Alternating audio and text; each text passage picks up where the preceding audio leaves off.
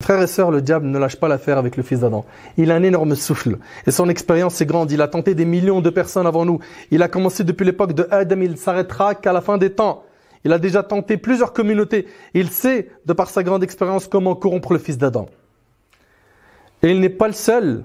Il est assisté par d'autres diables qui vont étudier la personnalité des gens, au point de savoir qu'un tel aime ceci et cela. Il déteste ceci et cela. Il veut ceci et cela. Et la cible la plus importante pour le diable est le croyant pieux, celui qui aime Allah et son messager. Celui-là devient sa priorité. Et il essaye de l'attaquer et son objectif est de le faire tomber dans l'une des 7 choses suivantes. La première, on a dit, c'était Ash-shirk ou al-kufr, l'association à Allah ou la mécréance.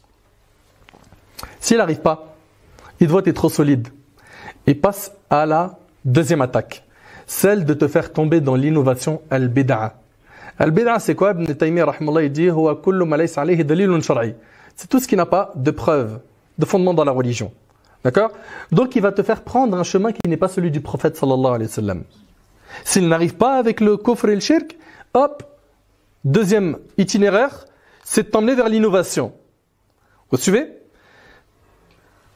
Et pour ce qui est de l'innovation, le diable va soit le faire tomber dans une bid'a, dans la croyance, soit dans l'adoration.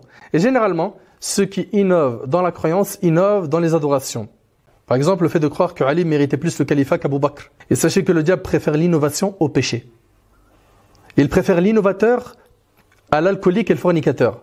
Sufyan al-Thawri rahimahullah a dit, le diable préfère l'innovation que la désobéissance, car certes, on se repent de la désobéissance, mais pas de l'innovation.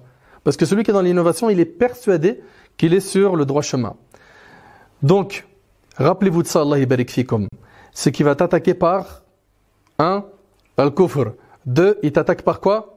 Par l'innovation. L'innovation.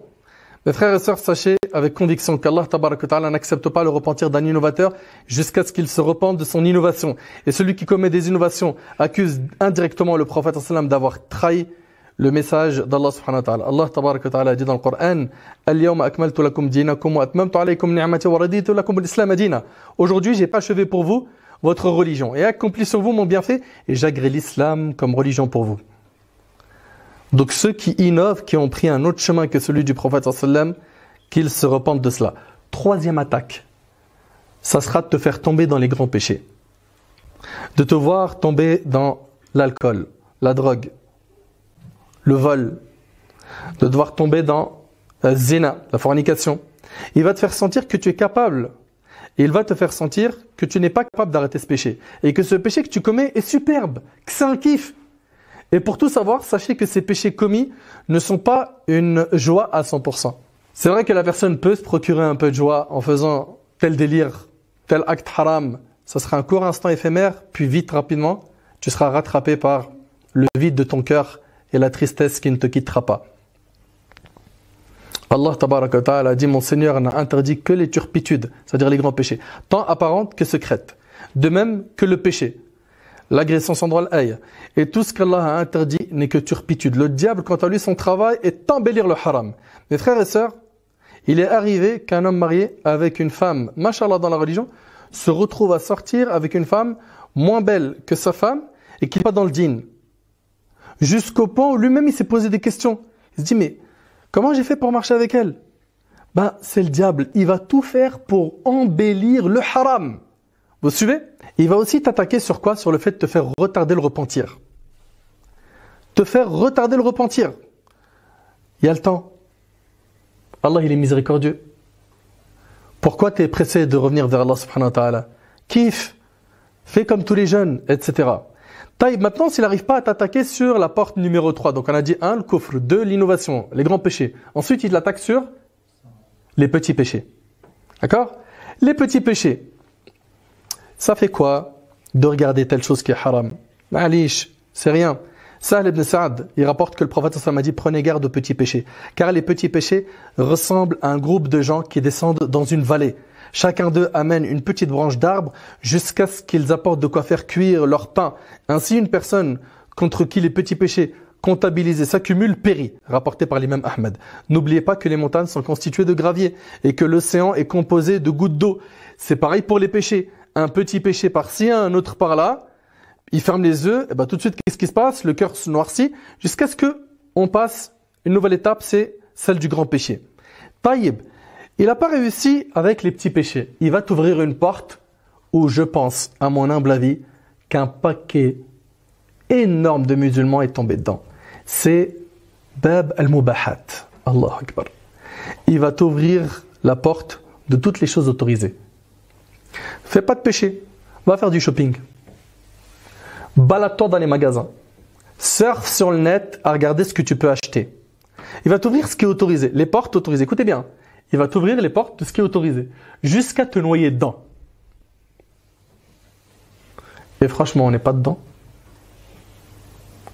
À perdre énormément de temps sur les choses qui sont autorisées. Manger, ce n'est pas haram. Toute la journée, il est devant le frigo.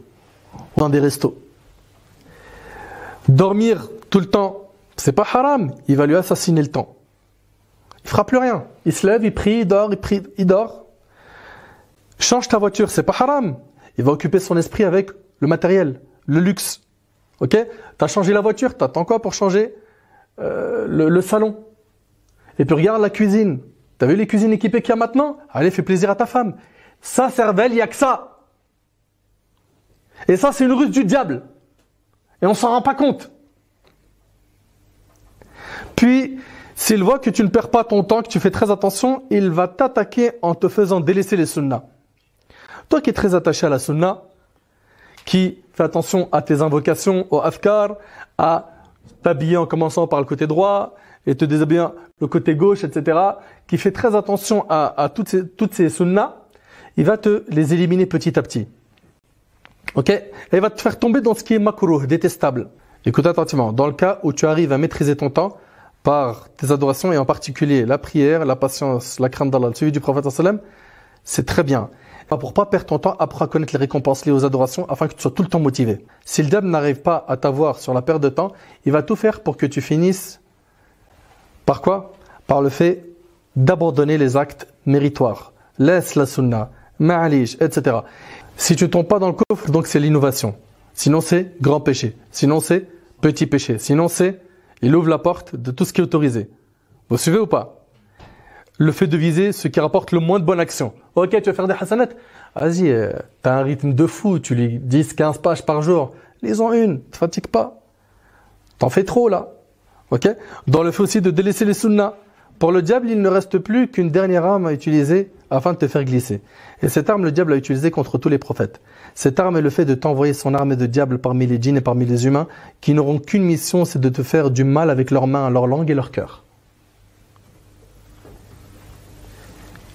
Plus tu vas augmenter ta foi et ta science, plus le diable va t'envoyer des gens jaloux de toi.